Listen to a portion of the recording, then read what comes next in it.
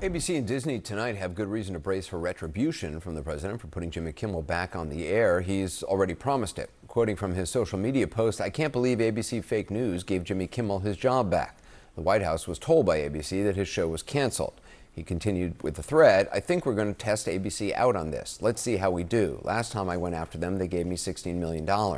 This one sounds even more lucrative. A true bunch of losers. Let Jimmy Kimmel rot in his bad ratings." That is both the backdrop to and the threat hanging over ABC parent companies, their parent company Disney and Kimmel now that he's back from suspension over remarks he made in the wake of Charlie Kirk's murder.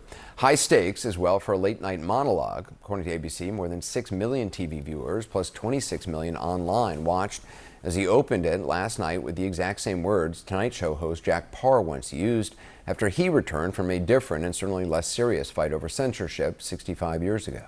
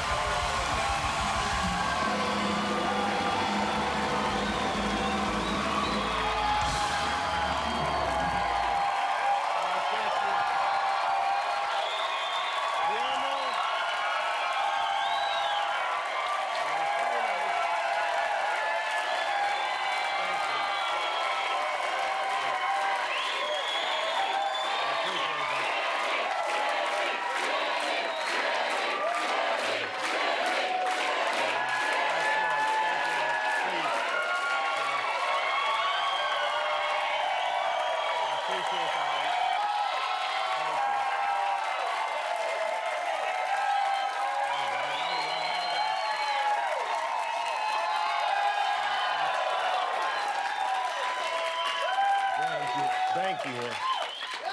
Anyway, as I was saying before I was interrupted. Well, Kimmel also made light of the conditions for his return. Disney has asked me to read the following statement, and I've agreed to do it. Here we go. To reactivate your Disney Plus and Hulu account,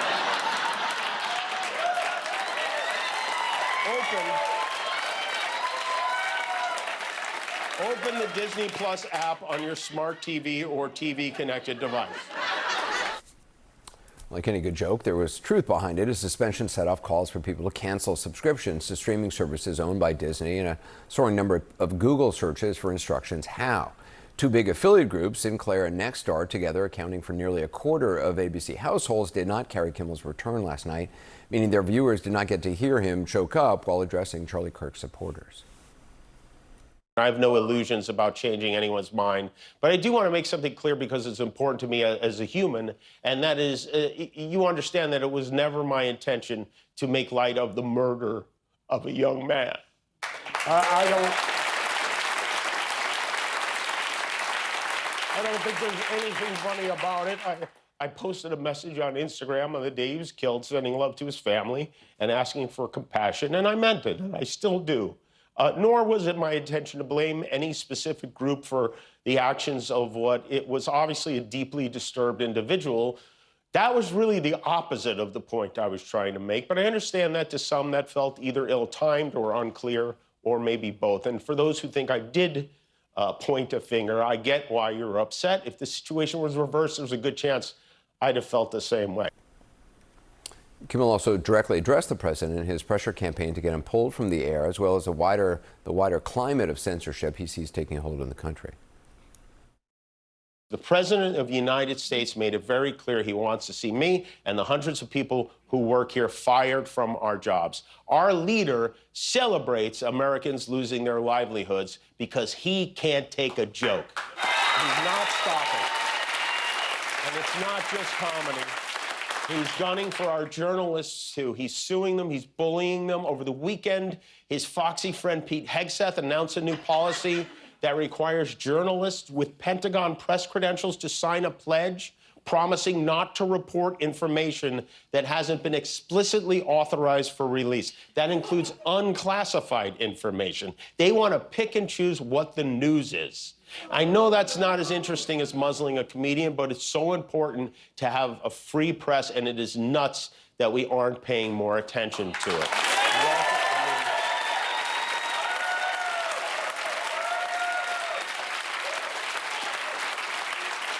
Walter Cronkite must be spinning in his grave right now.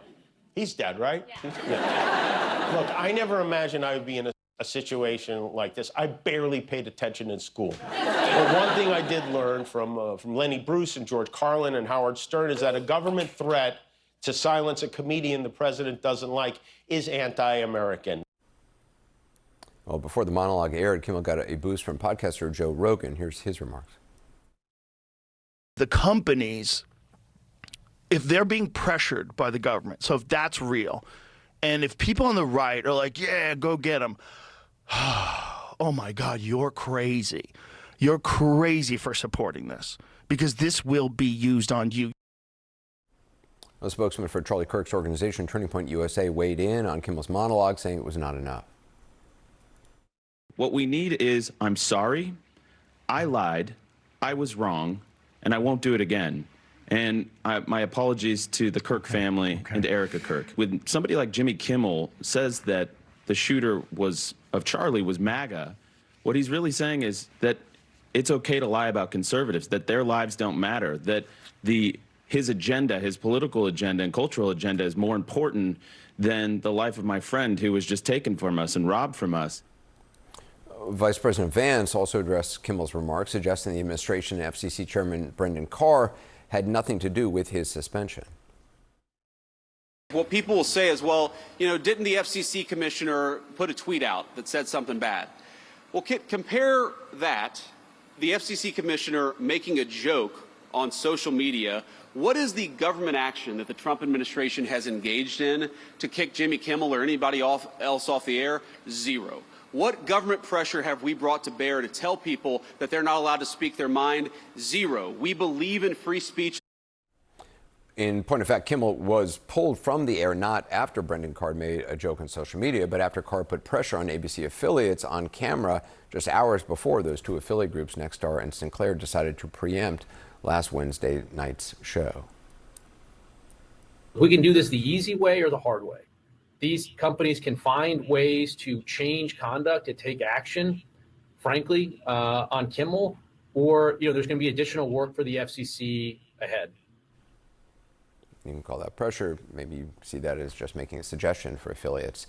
Joining us now is Kara Swisher, co-host of the Pivot podcast and host of the On with Kara Swisher podcast, also Harvard Law School professor and First Amendment attorney Rebecca Tushnet. Kara, first of all, what did you make? What did you think of Jimmy Kimmel's monologue? I thought he did a great job. It's a really hard needle to thread. I think he came off as human. He was funny. That's the critical thing. He's a comic. He should be funny. Relaxed, actually, surprisingly. And he made a lot of good jokes, mostly at the expense of Donald Trump and Brendan Carr. And those are the deserved attack vectors for a comic in this situation like him. So I thought he was good. And he wasn't too lectury. I think that could have been a problem. He said sort of the right things about the free press. And was, I think, appropriately apologetic and tried to say, if you heard me the wrong way, I'm really sorry. I thought it was pretty good. It did well. So it did well. That's the other thing, by the way. 26 million on YouTube, yeah. 6.25. It's sort of a clapback at President Trump because it was popular. People wanted to hear it. And Karen, you interpret it as a clapback against the president?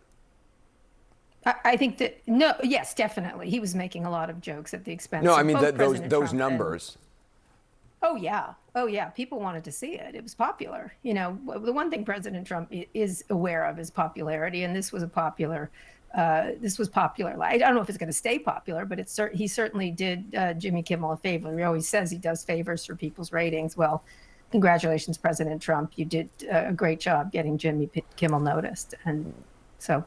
Professor, the president called Kimmel's show another arm of the DNC, likened the airtime he gets to an unlawful campaign contribution against him. Does that argument have any basis in law? Not in current law. So this has been an idea floating around on kind of the radical fringes for a while, that speech that they don't like is a campaign contribution. And, obviously it's nonsensical here. It's nonsensical in general, but it's particularly so here where there's no way you could say he's supporting a political party. But even if he was, saying things in support of a political party is not a political contribution. And that's, I mean, I really don't know what, like, it's deeply bizarre